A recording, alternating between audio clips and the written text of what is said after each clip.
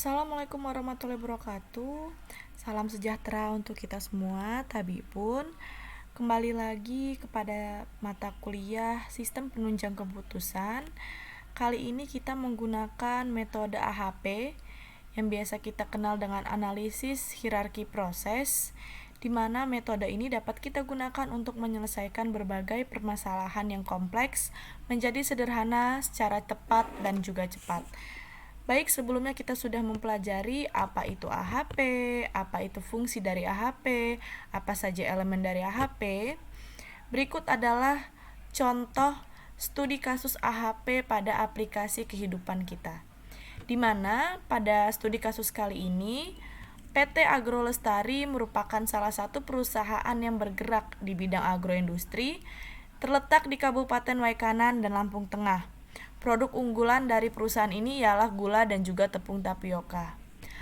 Pada tahun 2025, PT Agrolestari ingin membangun anak perusahaan yang masih bergerak di bidang agroindustri di wilayah Pagar Alam, Sumatera Selatan. Terdapat 4 pilihan komoditi yang akan dikembangkan, yaitu kelapa sawit, teh, kopi, dan juga coklat. Adapun beberapa kriteria penilaian berdasarkan bahan baku, pemasaran, dan juga teknologi proses. Seperti yang kita ketahui, untuk membangun suatu industri, khususnya agroindustri, kriteria utama yang harus kita lihat adalah dari segi bahan baku, proses pemasarannya, dan juga teknologi proses dalam pengolahannya. Nah, sebagai salah satu expert judgment yang terpilih, Anda diharapkan mampu membantu perusahaan dalam menentukan pilihan terbaik pada pengembangan komoditi agroindustri ke depannya. Baik, tahapan pertama yang harus kita lakukan dalam penyelesaian AHP adalah melakukan penyusunan elemen, di mana ada 3 elemen utama, yaitu sasaran, kriteria, alternatif yang nantinya digunakan untuk membuat struktur hierarki. Berdasarkan kasus di atas, yaitu untuk memilih pengembangan komoditi agroindustri, sasaran yang akan dipilih yaitu memilih komoditi agroindustri dengan kriteria ada 3, yaitu bahan baku, pemasaran, dan juga teknologi proses. Dan alternatif yang akan dikembangkan yaitu industri minyak kelapa sawit, industri pengolahan coklat, industri pengolahan karet, dan industri pengolahan teh. Setelah kita menentukan sasaran, kriteria, dan alternatif, maka selanjutnya kita membuat struktur hierarki, di mana yang paling atas yaitu adalah sasaran, memilih komoditi agroindustri, diikuti di bawahnya yaitu adalah kriteria, ada bahan baku, pemasaran, dan juga teknologi proses, dan yang terakhir adalah alternatif, yaitu industri minyak kelapa sawit, industri pengolahan coklat, industri pengolahan karet, dan juga industri pengolahan teh. Setelah kita membuat struktur hierarki, maka kita dapat dilihat hubungan sasaran, kriteria, dan juga alternatif dari studi kasus yang terjadi di PT Agrolestari. Selanjutnya adalah kita melakukan pembobotan kriteria dengan perbandingan berpasangan.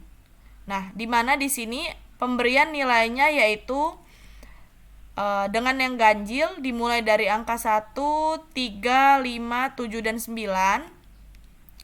Nah, di sini ada penilaian yang genap yaitu 2, 4, 6, 8, di mana angka genap ini berada di antara skala penilaian ganjil untuk penilaian yang dinilai ragu-ragu dari dua nilai yang berdekatan.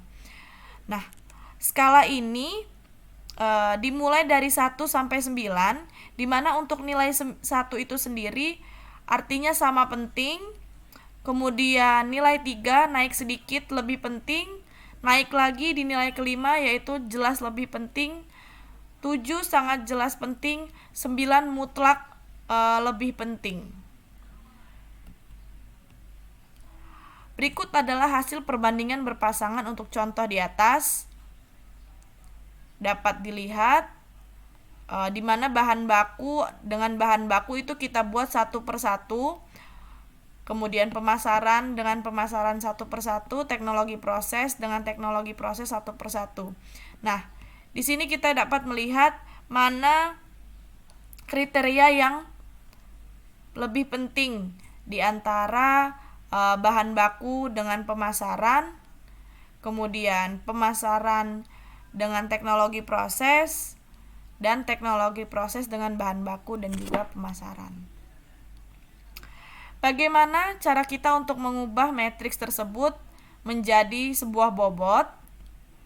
Matriks yang telah kita buat ini selanjutnya kita ubah menjadi bilangan desimal dengan 4 angka di belakang koma. Kemudian kita lakukan kuadratan matriks di atas. Hal ini digunakan untuk menentukan nilai eigen. Setelah melakukan kuadrat dari matriks tersebut, kita melakukan perhitungan yaitu untuk menghasilkan nilai normalisasi. Syarat utama kita menggunakan AHP yaitu hasil normalisasinya harus berjumlah 1. Untuk melakukan keyakinan lagi, maka kita melakukan iterasi kedua. Bisa dilakukan dengan cara seperti yang di atas, yaitu mengkuadratkan kembali matriks yang di atas. Dapat dilihat di sini perbedaan nilai eigen sebelum dan sesudah nilai eigen tidak memiliki selisih yang terlalu besar, sehingga ini layak untuk dilakukan analisis. Nah, apa sih makna dari nilai eigen tersebut? Nah, nilai eigen ini dapat kita gunakan untuk menghitung hasil akhir dari struktur hierarki yang telah kita buat. Berdasarkan nilai eigen pula, kita akan mengetahui kriteria yang paling penting, baik itu pemasaran, bahan baku maupun teknologi proses. Jadi di sini berdasarkan nilai eigen, maka pemasaran adalah kriteria yang dinilai lebih penting dibandingkan bahan baku dan juga teknologi proses. Karena nilai eigen dari pemasaran lebih besar yaitu 0,5584, disusul dengan bahan baku 0,3196, dan yang terakhir adalah teknologi proses senilai 0,1120. Kemudian hasil perhitungan bobot kriteria tersebut kita masukkan ke dalam struktur hierarki, di mana sasarannya tadi mendapat nilai 1 berdasarkan jumlah normalisasi, bahan baku 0,3196, pemasaran 0,5584, dan teknologi proses 0,1120. Selanjutnya adalah kita menghitung penilaian dari alternatif, yaitu minyak sawit, coklat, karet, dan juga teh. Nah, sama halnya dengan melakukan pembobotan pada kriteria, selanjutnya kita melakukan matriks berpasangan dari setiap alternatif dengan setiap kriteria. Jadi di sini untuk kriteria bahan baku dapat dilihat hasil penilaian sebagai expert judgment, di mana ada perbandingan antara minyak sawit, coklat, karet, dan juga teh.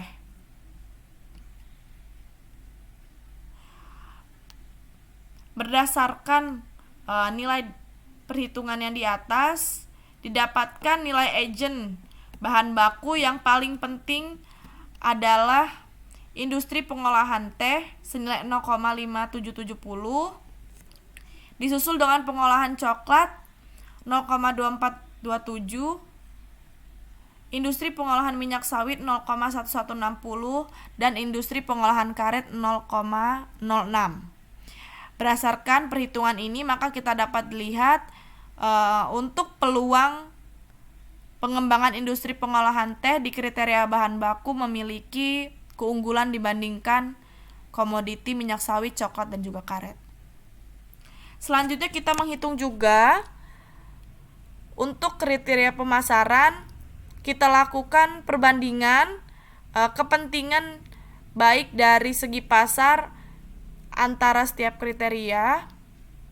Maksud saya alternatif, yaitu minyak sawit, coklat, karet, dan juga teh, dapat dilihat pada tabel. Berdasarkan nilai ini, didapatkan nilai agen pemasaran tertinggi yaitu pada industri pengolahan karet. Disusul minyak sawit, kemudian coklat, dan juga industri pengolahan teh.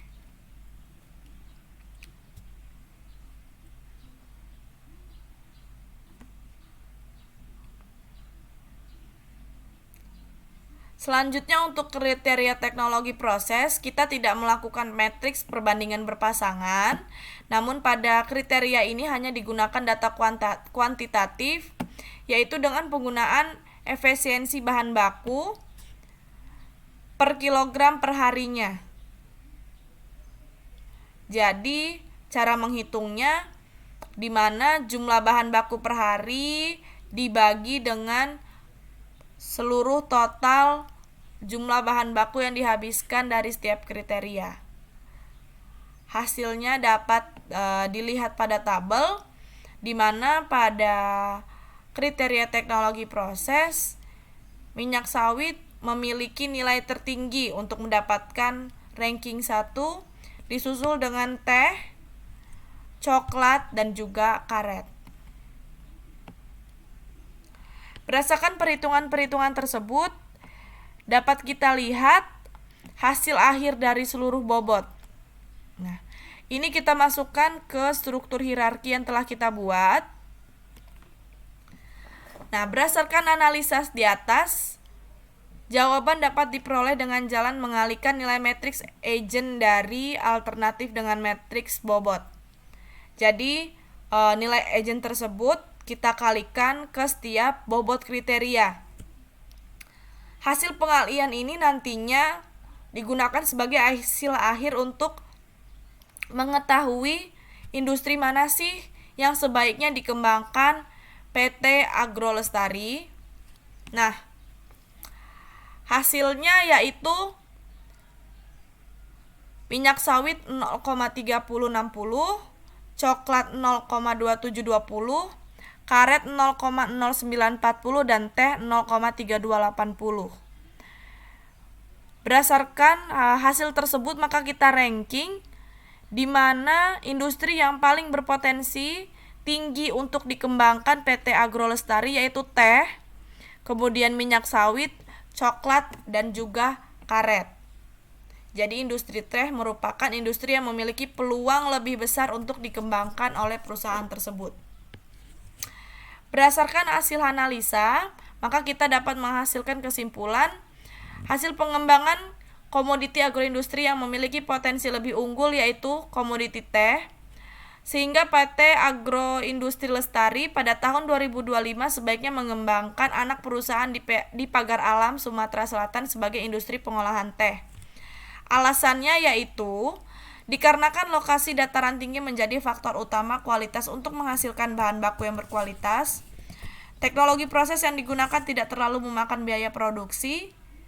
Proses pemasaran yang mudah dikarenakan daerah Sumatera Selatan yang mudah menjangkau wilayah promosi melalui angkutan darat.